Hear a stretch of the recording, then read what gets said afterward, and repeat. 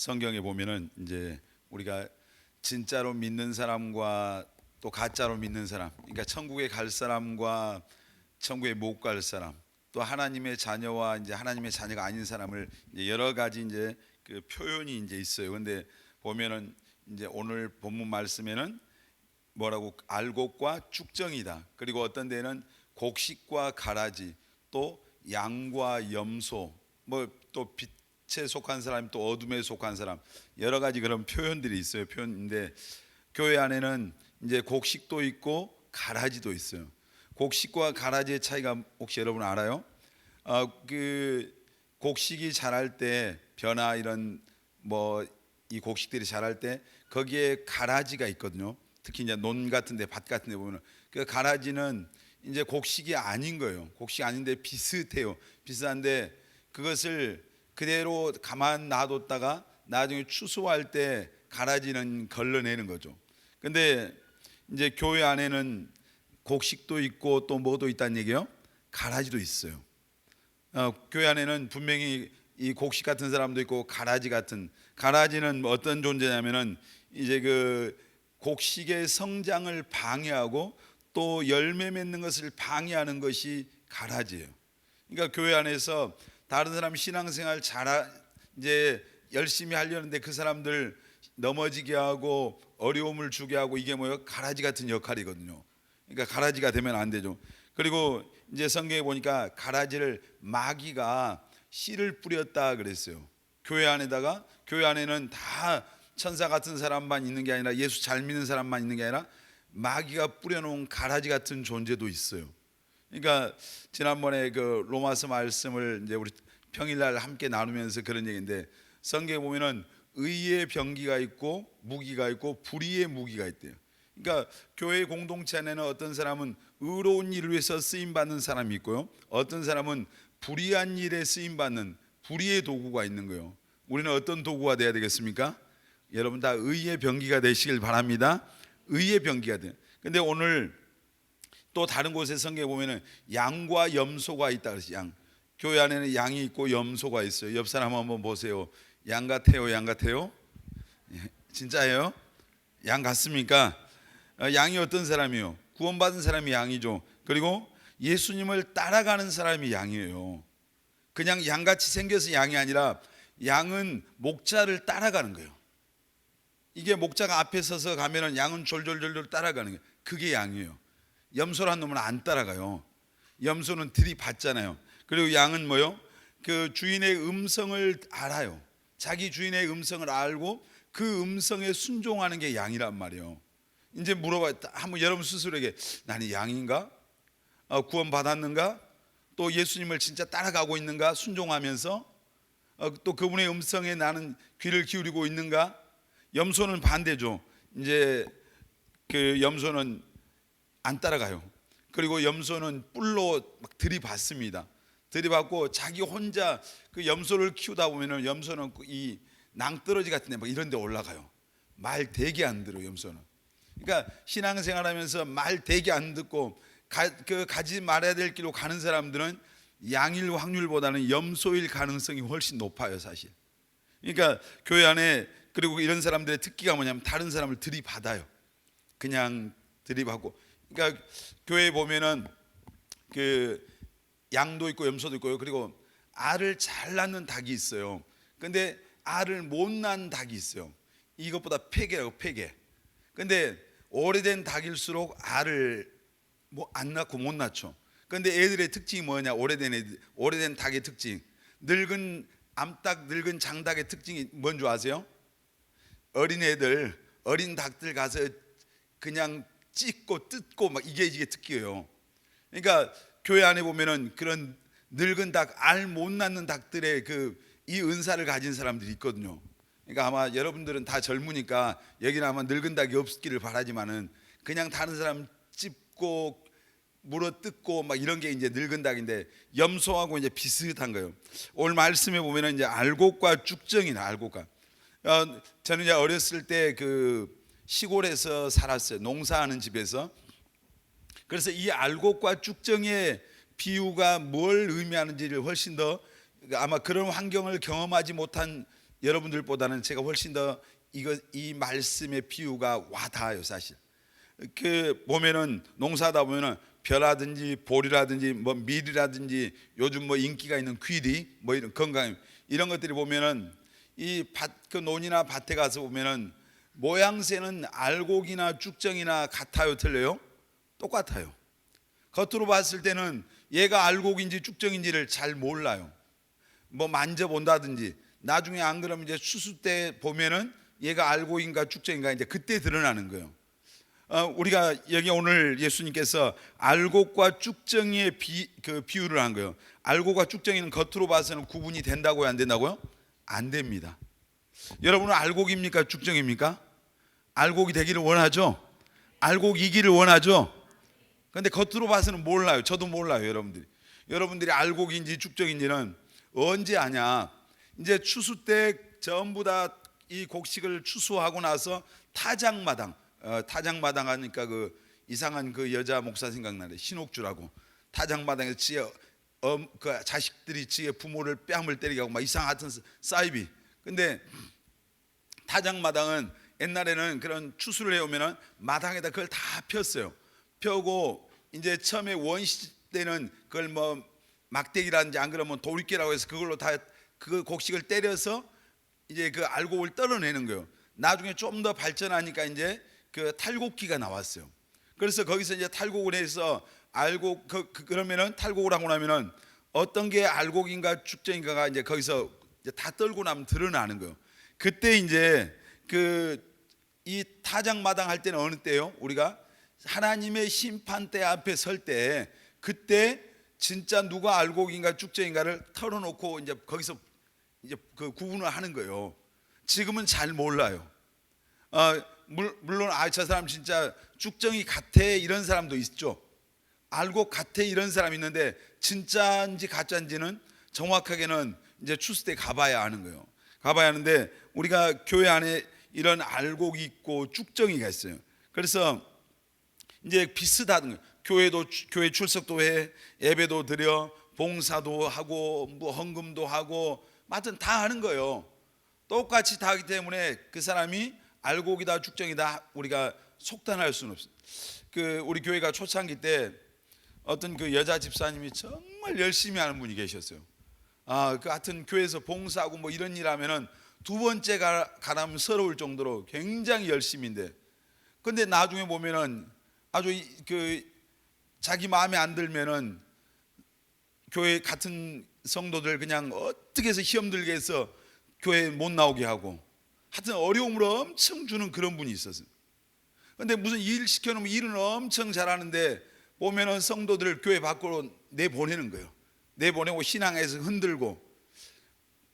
근데 그런 사람이 이제 사람들이 볼 때는 일하는 것만 보면 비싸지만은 거의 염소고 사실은 알곡이 못 되는 거죠. 근데 이제 그 여러분들 가운데서도 어떤 사람은 지금 알곡인 사람도 있고요, 지금 알곡이 되어 가는 사람도 있어요. 근데 또 뭐도 있겠어요? 그럼 뭐도 있겠어요? 쭉정이도 있을 수 있어요. 나는 한 사람도 없기를 바라지만 다 알곡 되기를 바랍니다. 다 알곡이길 바라지만은 근데 분명히 알곡도 있고 알곡이 이제 되어 가는 사람, 알곡이 왜 되어 간단 말이 무슨 말이냐면은 이 벼를 보면요, 처음에 그 벼 모양이 보면 딱 그 겉모양이 다 완성돼요.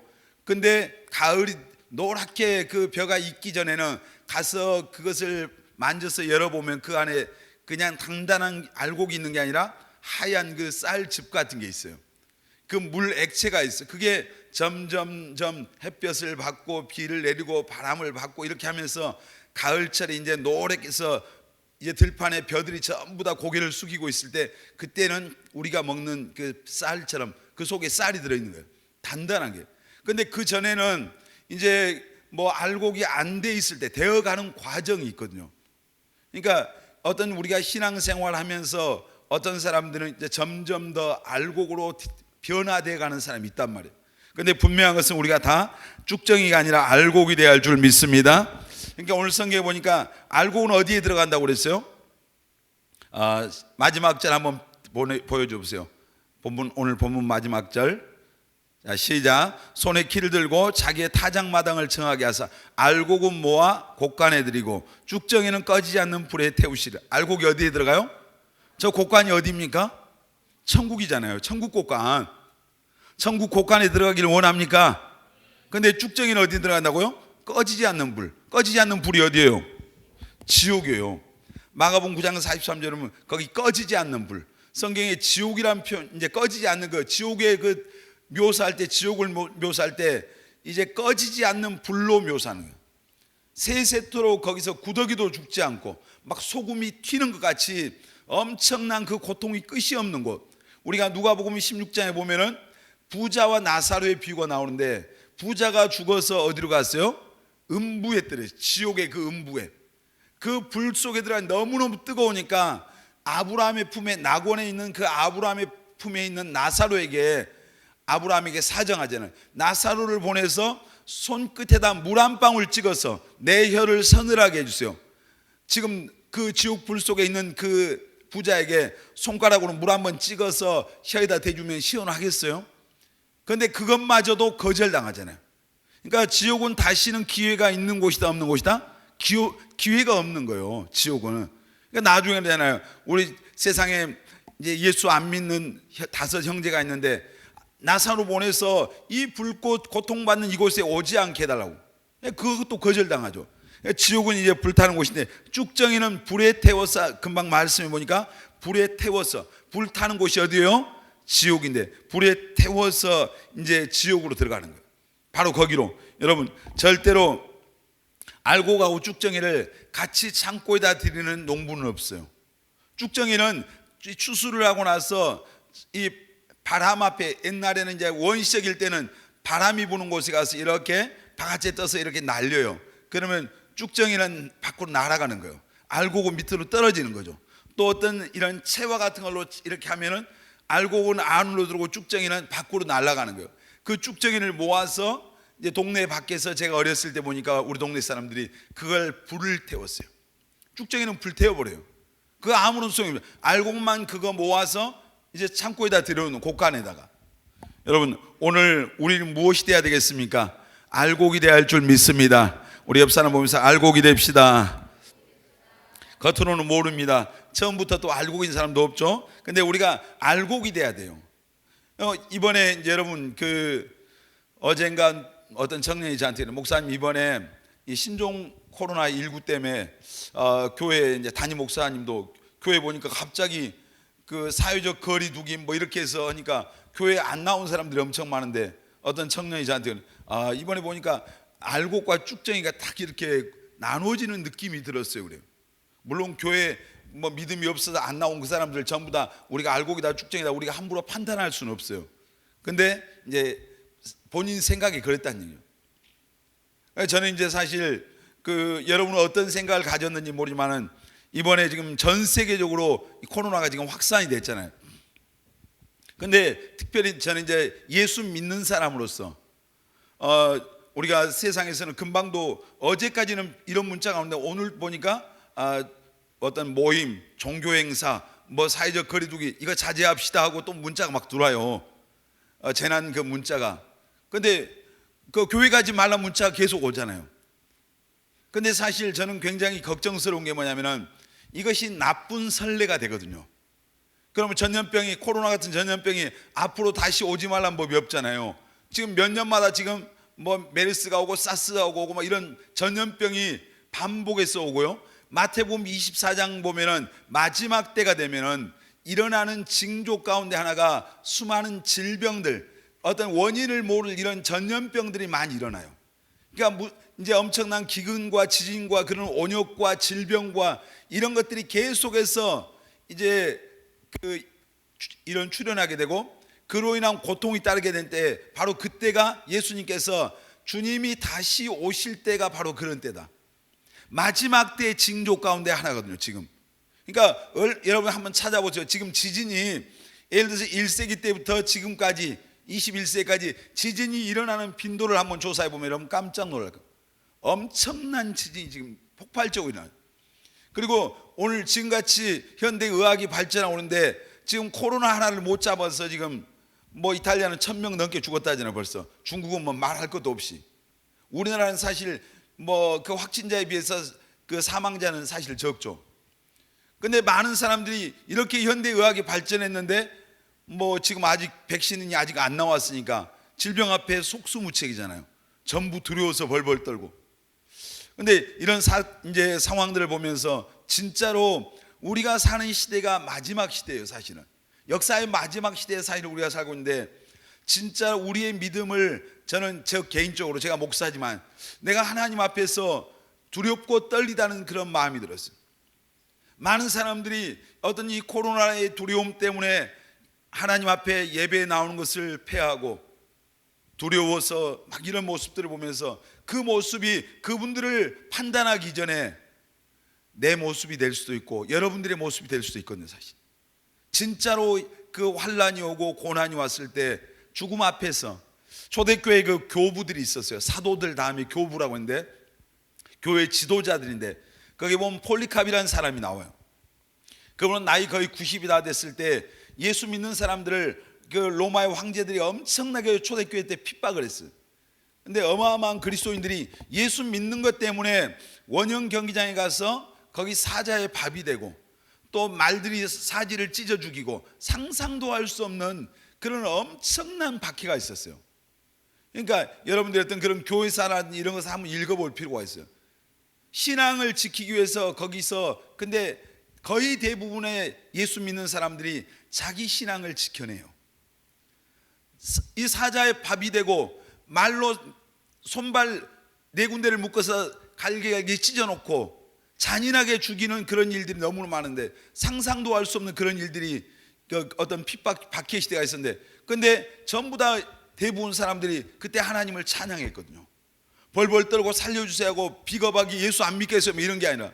근데 그 중에 폴리캅이라는 사람이 있었는데, 이 교부는 이제 한 번만, 너무나 그분이 인격적으로 훌륭해서 그 로마의 군병이 그분을 죽이기에 너무 아까운 거예요. 그래서 한 번만 예수 모른다고 말해라. 그리고 이 자리를 모면하고 가서 예수 믿으면 되겠니. 근데 그분이 그러면서, 예수님은 내 평생 거의 90평생 한 번도 나를 모른다고 안 했는데 내가 어떻게 내 생명을 구걸하게 해서 내가 그분을 모른다고 하니. 난 그럴 수 없다. 그래서 이제 그분이 순교한 거예요. 근데 사실 신앙을, 우리는 너무너무 자유로운 환경이 있잖아요. 이 자유로운 환경 속에서 누가 교회 예배 드리러 가면은 무슨 감옥에 갑니까? 불이익을 줍니까? 어떤 신앙을 지키는 게 자유가 지금 있어요.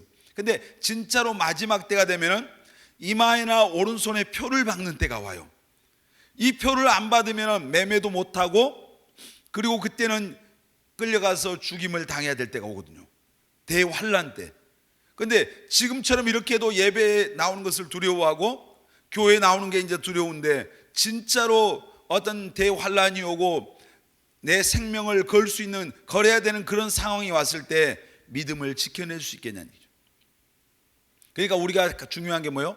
알곡 신앙을 가져야 됩니다. 아멘. 알곡이 돼야 돼. 교회 안에 겉모습은 똑같지만은 예배드리는 수많은 무리들, 예수님 계실 때도요, 예수님을 따르는 수많은 군중들이 있었어요.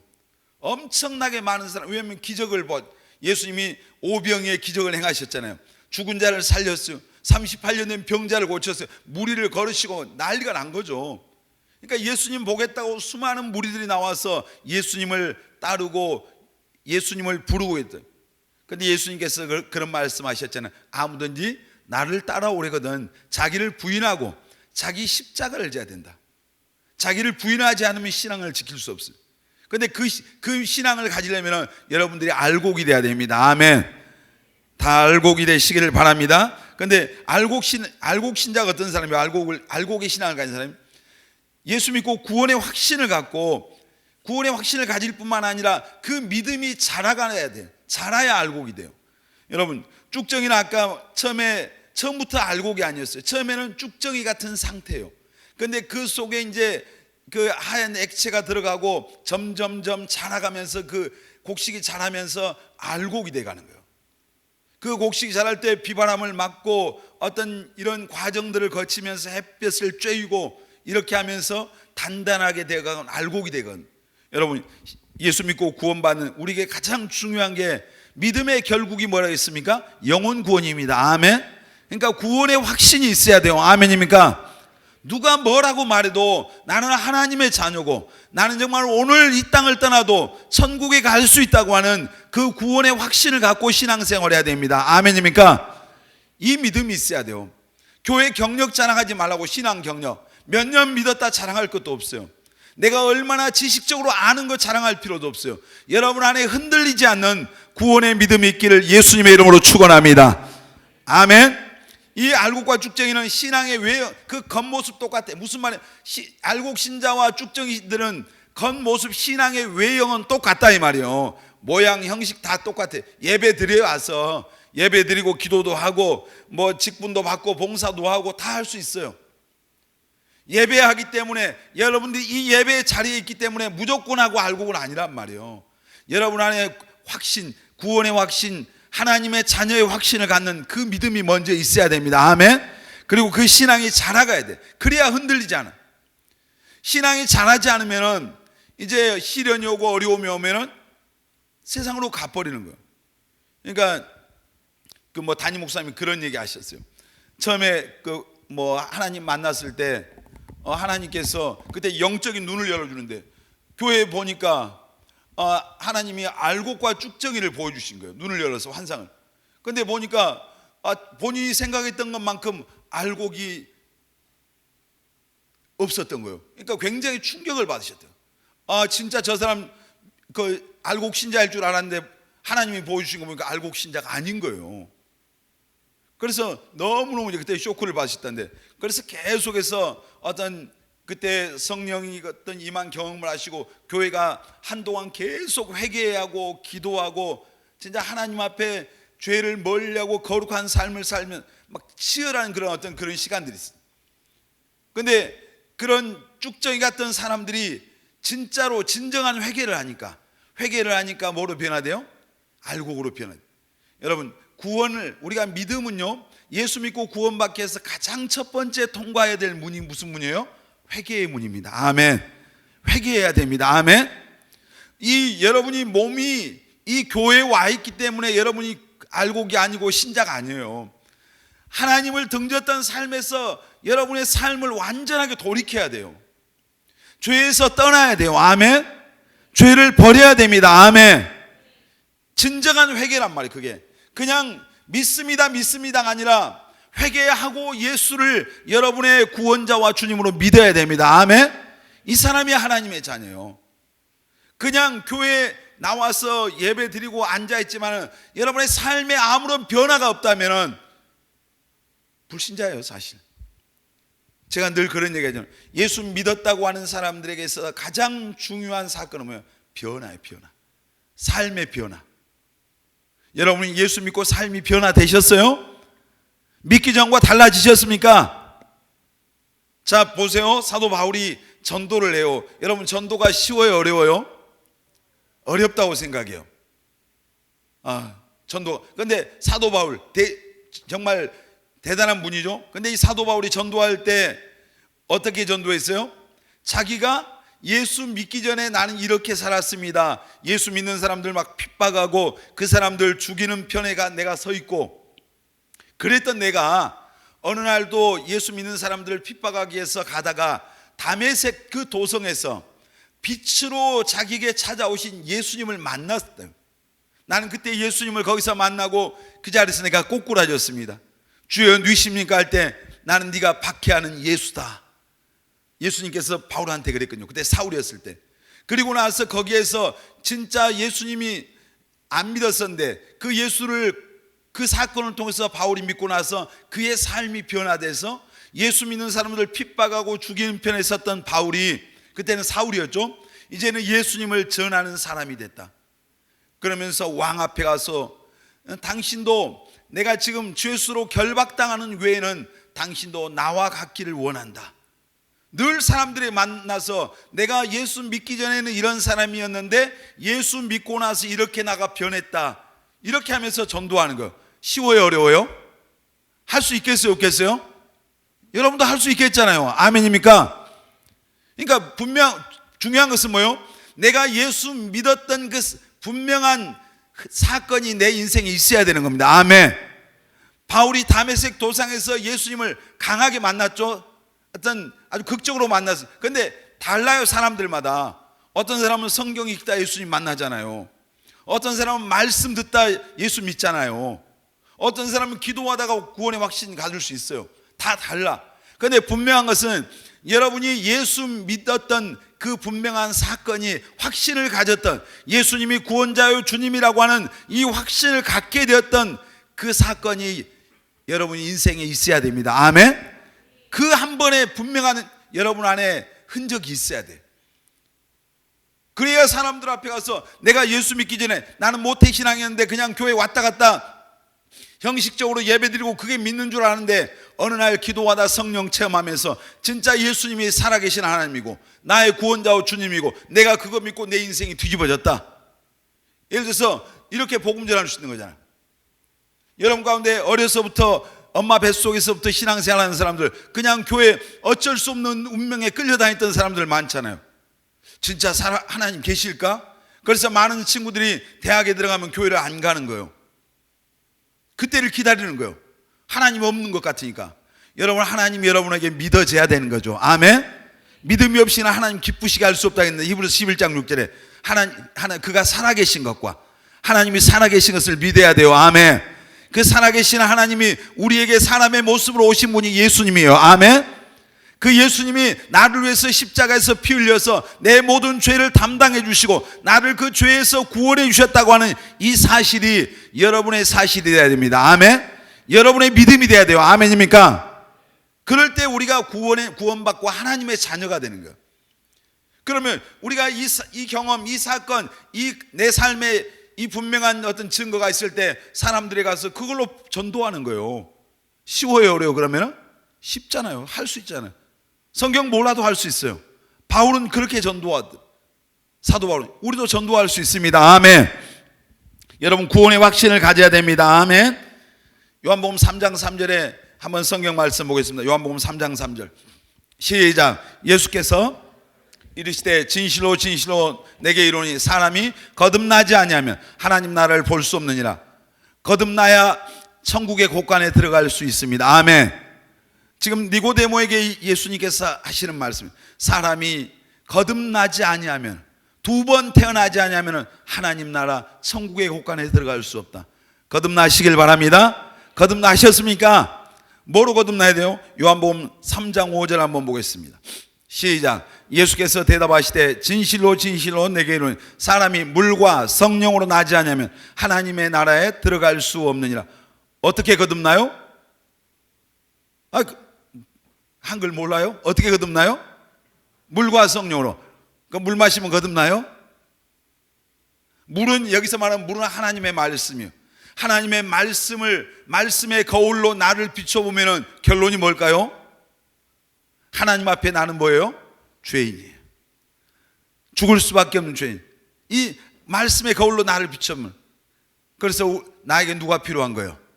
내가 죄인이라고 정말 내 실상에 보여진 나에게 필요한 존재가 누굴까요? 나를 죄에서 구원할 구원자가 필요한 거죠. 아멘. 물과 하나님의 말씀을 통해서 내가 하나님 앞에 죽을 수밖에 없고 지옥 갈 수밖에 없는 죄인인 것을 깨닫고 하나님의 성령의 능력으로 구원받는 겁니다. 아멘.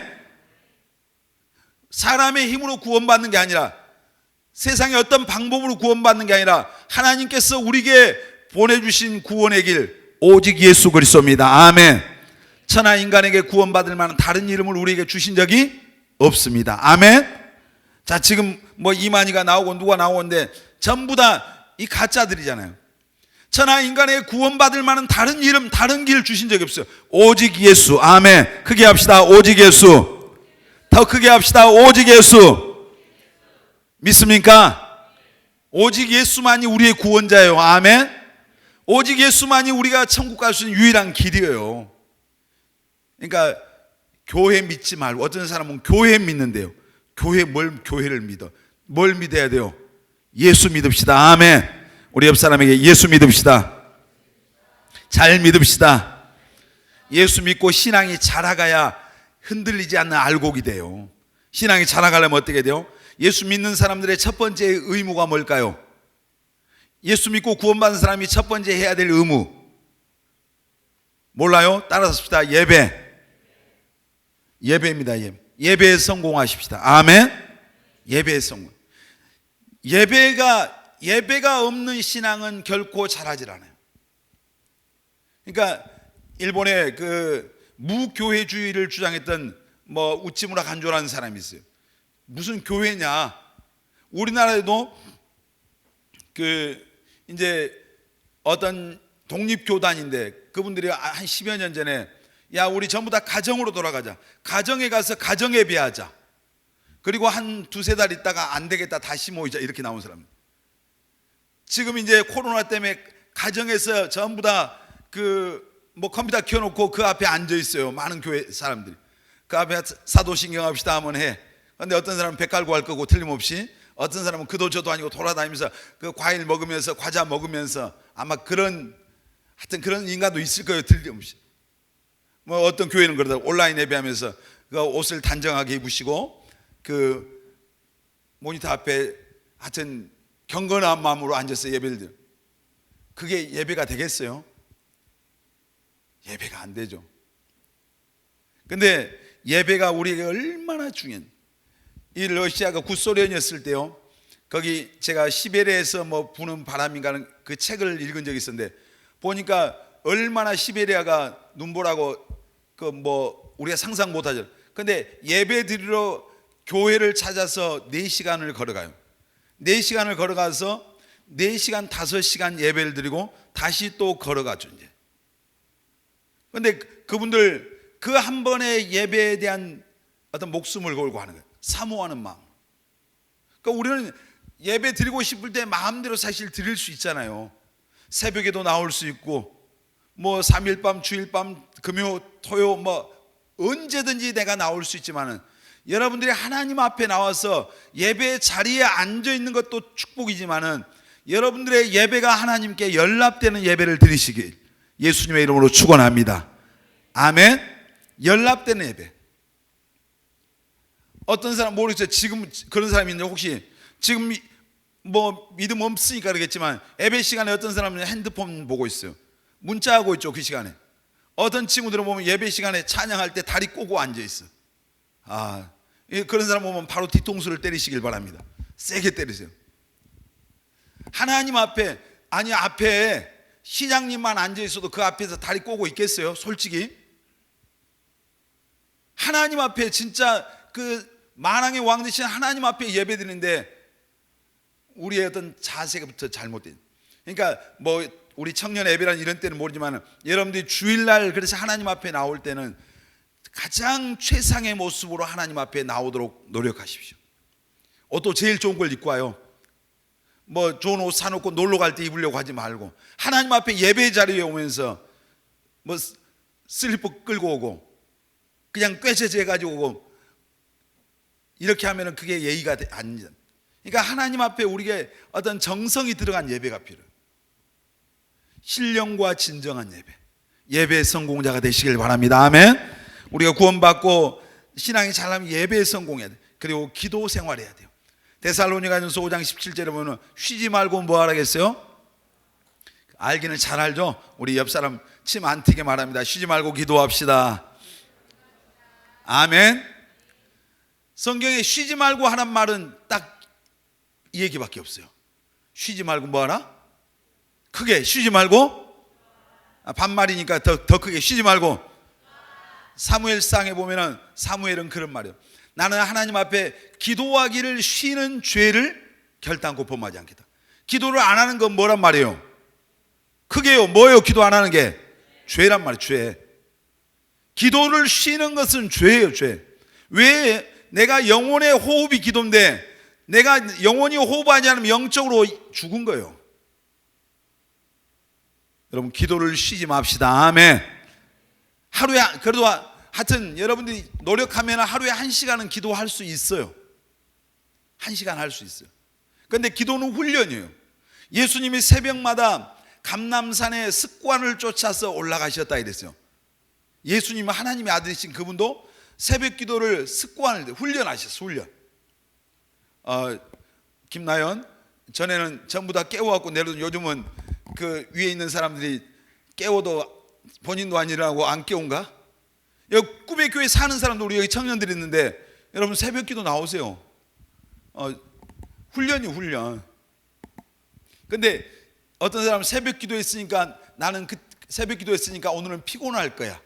내가 스스로 결정을 해. 그러면 그 사람은 피곤할까요? 안 할까요?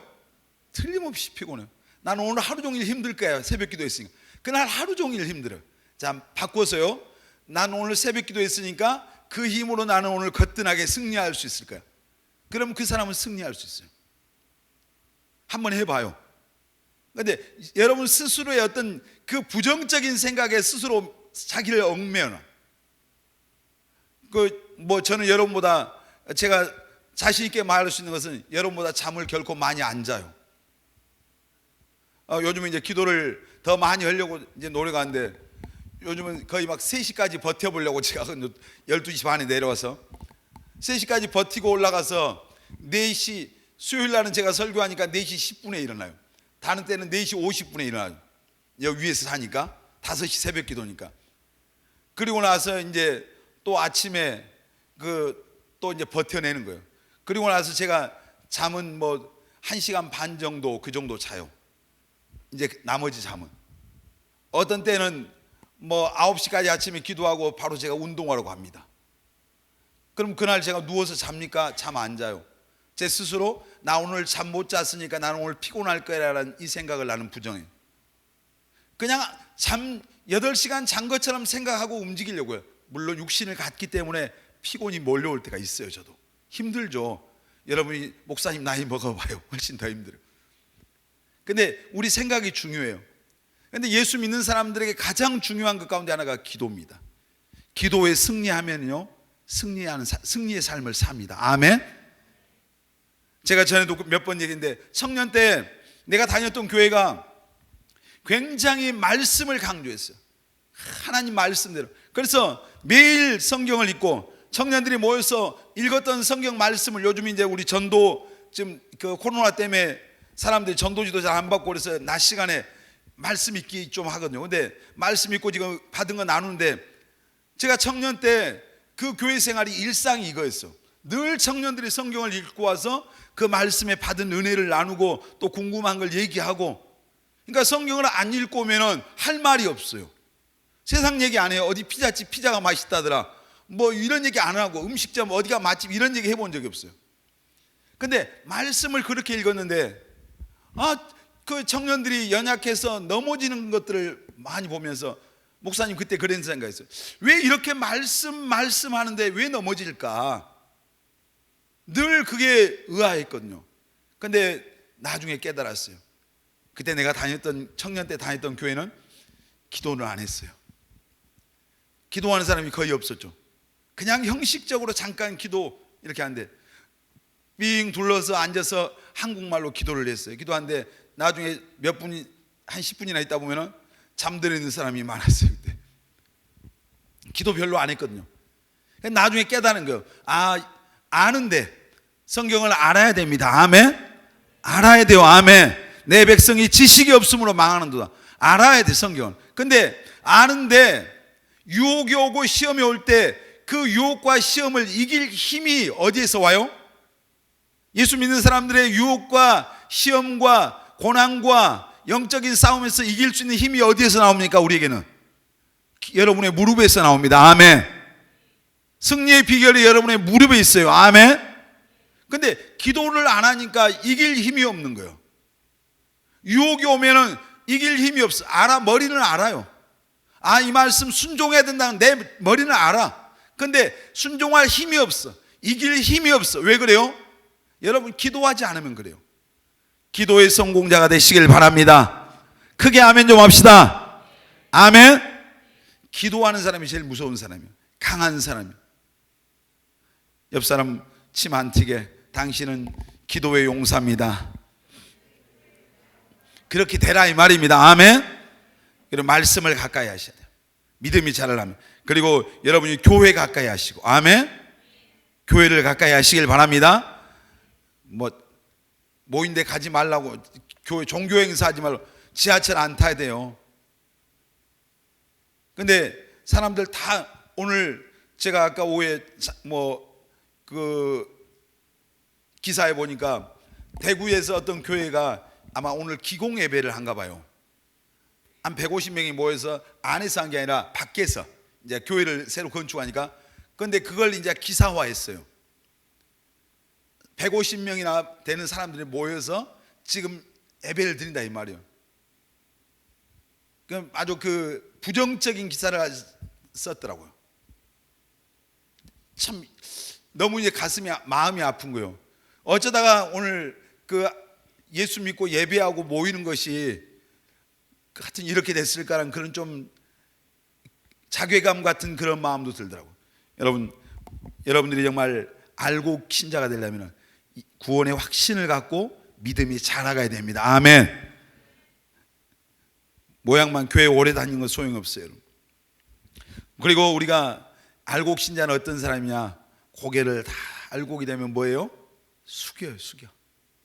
고개 숙인단 말이 무슨 말이에요? 겸손함이죠. 그러니까 우리가 자기를 낮추는 사람, 우리가 알곡이 된다, 신앙생활을 오래 하고 내가 진짜 알곡이 되고 믿음이 더 좋아졌다, 이게 뭘 어떻게 나타나냐면 내가 고개가 숙여지는 거야. 이게 쭉정이들은요 빳빳이 서 있어. 그리고 까불까불하고 있어요. 한번 나중에 들 지나가면서 그 농촌 지나갈 기회가 있으면 한번 봐보세요. 쭉정이들은 목이 뻣뻣해. 그리고 조그만 바람으로도 까불까불하고 건들건들해, 한마디로. 근데 알곡은 가을에 가서 보세요. 벼들 보면 알곡은 전부 다 고개를 숙이고 있어. 눈 부릅뜨고 쳐다보는 그게 하나도 없잖아요. 까불까불 건들건들하는 게 없어. 전부 다 고개를 숙이고 있는. 내가 알곡인가 쭉정인가 이걸 어떻게 알아요? 내가 정말 겸손한 마음, 겸손한 삶을 살려고 하는 그런 마음이 내게 있는가를 보러. 누가복음 18장에 보면 그런 말씀 나오냐. 바리새인들하고 세리들이 나와요. 바리새인들과 세리 나오는데, 바리새인들은 어떤 사람이면 나는 의롭다, 나는 하나님 잘 믿는다, 일에 2번씩 금식하고 예배 한 번도 안 받고 하여튼 모태신앙이고 대단한 사람들이죠. 그래서 늘 이게 자신감이에요. 일에 2번씩 금식한 사람 있어요 여러분 가운데? 없잖아요. 늘 그래서 스스로 나는 의롭다고 생각해요. 그런데 우리가 신앙생활 나름대로 뭔가 이런 그 눈에 보이는 걸 잘하는 사람들이 이런 바리새인과 같은 모습이 될 때가 있어요. 그런데 거기 보면 세리가 나오는데, 세리들은 감히 눈을 들어서 하나님 앞에, 그 하나님 앞에 눈을 들 수가 없는, 나는 죄인이다, 죄인. 그래서 늘 자기 자신의 어떤 하나님 앞에 연약함을 고백한 거예요. 우리 고린도전서 15장 10절 한번 보겠습니다. 시작. 그러나 내가 나 된 것은 하나님의 은혜로 된 것이니. 여기까지요. 지금 누구 고백인 줄 아세요? 사도 바울의 고백이에요. 자, 바울은 뭐 대단한 사람이에요. 설명할 필요도 없어요. 그런데 바울이 위대한 사도의 삶을 살았는데, 근데 그 사도 바울이 그렇게 위대한 삶을 살 수 있었던 것이 자기가 잘해서, 자기가 노력해서, 자기가 똑똑해서 그렇게 된 게 아니고, 나 된 것이 뭐라고 고백해요? 하나님의 뭐라고요? 은혜다, 은혜. 여러분 신앙생활 잘하고 있습니까? 하나님의 은혜입니다. 아멘. 자, 오늘 우리가 여기 와서 예배 자리에 있습니까? 여러분 하나님의 은혜죠. 아멘입니까? 오늘 내가 세상에 타락하지 않고 시험과 유혹 앞에서 넘어졌지만 또 일어날 수 있고, 여기에 와서 지금까지 하나님을 예배하고 바라볼 수 있는 게 하나님의 은혜입니다. 아멘. 하나님의 은혜예요. 내가 열심히 해서, 아니요, 하나님의 은혜라고. 바울이 지금 그 고백하는 거잖아요. 자, 로마서 15장 17절 18절 보겠습니다. 시작. 그러므로 내가 그리스도 예수 안에서 하나님의 일에 대하여 자랑하는 것이 있거니와 그리스도께서 이방인들을 순종하게 하기 위하여 나를 통하여 역사하신 것 외에는 내가 감히 말하지 아니하노라. 그 일은 말과 행위로. 자, 바울이 자기를 통해서 이방인들을 하나님이 구원하셨는데, 지금 그것을 어떻게 하면 내가 한 것이 아니라, 내가 해서 한 게 아니라 누가 하셨다? 주님이 하셨다. 따라합시다. 주님이 하셨습니다. 여러분의 삶에 어떤 뭔가 되어진 게 있습니까? 누가 하신 겁니까? 사실은 주님이 하신 거예요. 그러니까 우리가 하나님을 앞세우는 것이 겸손이에요. 또 하나님 앞에 어떤 여러분이 신앙생활 잘하고 뭔가 다른 사람보다 더 나은 것이 있을수록 여러분들이 더 겸손한 마음, 낮은 곳으로 내려가시길 바랍니다. 아멘. 다른 사람을 나보다 뭐 하라고 했어요? 낮게 여기라, 낮게. 그러니까 우리가 진짜 알곡은 다 고개를 숙여. 지금까지 믿음 안에 살 수 있었던 것 주님의 은혜입니다. 아멘. 넘어졌으나 다시 일어설 수 있었던 게 주님의 은혜였습니다. 아멘. 하나님과 사람들에게 여러분이 사랑받았습니까? 그거 하나님의 은혜입니다. 아멘. 섬김과 봉사와 헌신의 자리에서 여러분이 섬길 수 있었고 헌신할 수 있었어요. 하나님의 은혜잖아요. 그리고 기도했는데 응답해 주셨습니까? 하나님의 은혜인 것을 믿으시길 바랍니다. 아멘. 우리가 알곡은 겸손한 사람, 하나님 앞에서뿐만 아니라 사람들 앞에서도. 아멘. 우리 꿈의 교회 청년들이 정말 다 알곡이 되시고 겸손한 삶을 실천하는 우리 모든 청년들이 되시길 바랍니다. 아멘. 쭉정이들 특징이 뭐라고요? 빳빳해요. 까불까불해요. 그러지 말자니요. 그리고 우리가 알곡의 어떤 신앙을 가진 사람은 시험이 오고 어떤 고난이 오고 시련이 오고 이렇게 할 때 주님 앞에 알곡은 더 가까이 나오는 사람이 알곡이에요. 더 가까이. 그러니까 이 알곡이냐 이 사람이 쭉정이냐는 평상시 때는 잘 몰라요. 시련의 바람이 불고 어떤 시험의 때가 오고 뭔가 이런 어떤 이제 내가 원하지 않는 내 인생의 어둠이 찾아오고 비바람이 오고 눈보라가 오고 가시밭길 걸을 때 진짜 알곡인가 쭉정인가가 딱 드러나는 거예요. 그러니까 여러분 쭉정이들은 그럴 때 특징이 뭐예요? 하나님이 어디 있어? 기도했는데도 응답도 안 해주고 내 생각과 내 계획과 다르게 주님 말씀할 때 하나님 원망하고 에이 그냥 그렇게 하면서 하나님 멀어지고 교회 멀리 가고 밖으로 세상으로 나가고. 여러분 아까 했죠.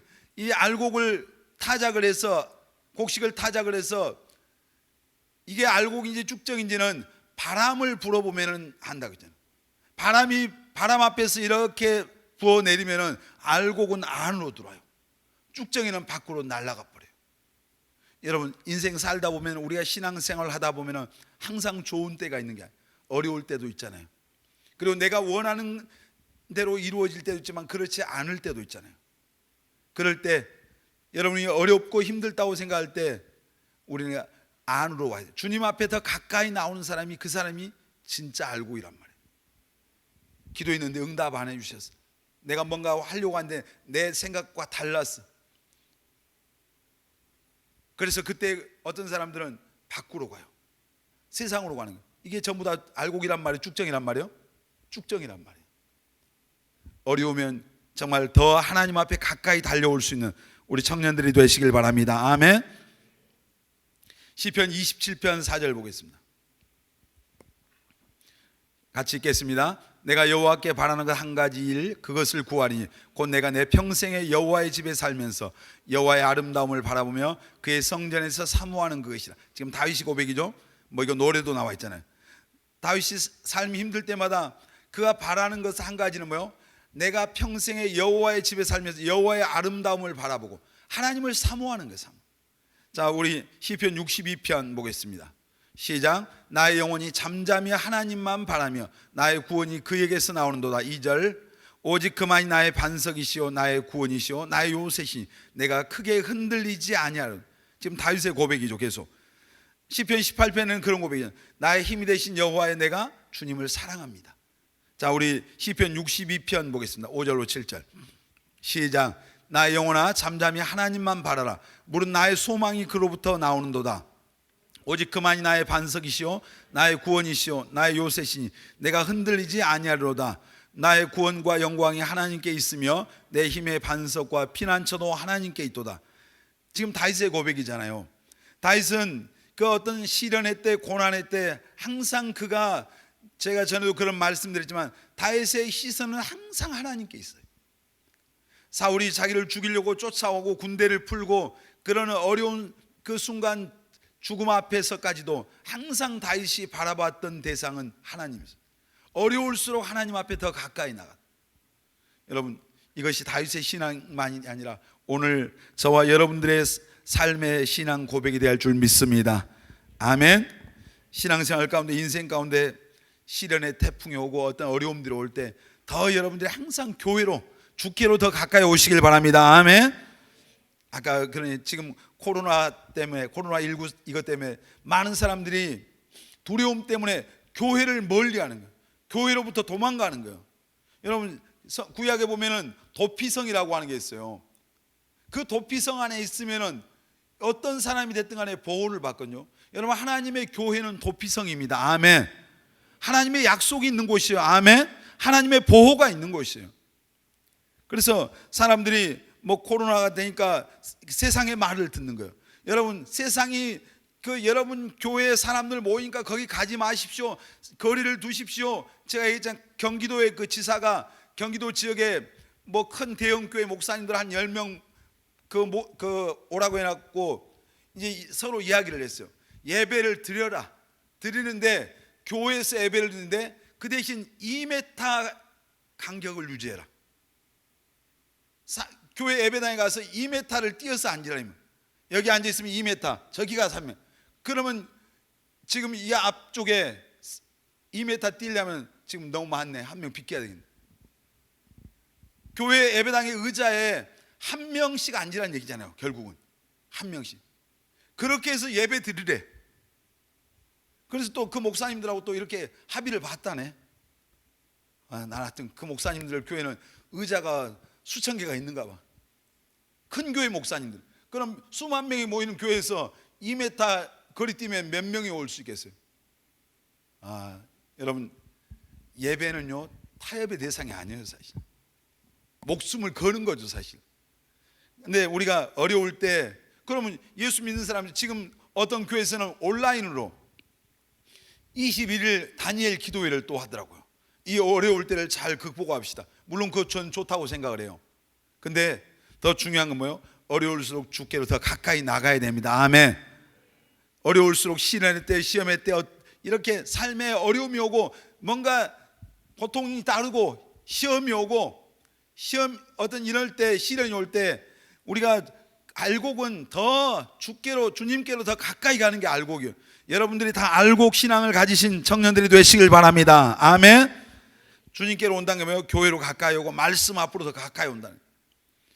여러분은 어떤 사람입니까? 힘들고 어려울 때 어디로 갑니까? 힘들면은 바람 쐬러 가자. 저기 혹시 대반동 해양대 바닷가 앞을 또 배회하고 있습니까? 거기 백날 나가서 목포대교 바라봐봤자 아무 의미가 없어. 영산강에 가서 백날 그 영산강 바라보세요. 뭐 나옵니까? 주님 앞에 나와야죠. 아멘. 하나님 앞에 가까이 나오시길 바랍니다. 아멘. 뭔가 답답할 때 하나님 앞에 나서 무릎 꿇어요. 그러면 답이 나와.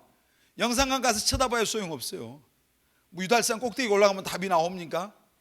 답 없어요. 거기 주님 앞에 답이 있는 줄 믿습니다. 아멘.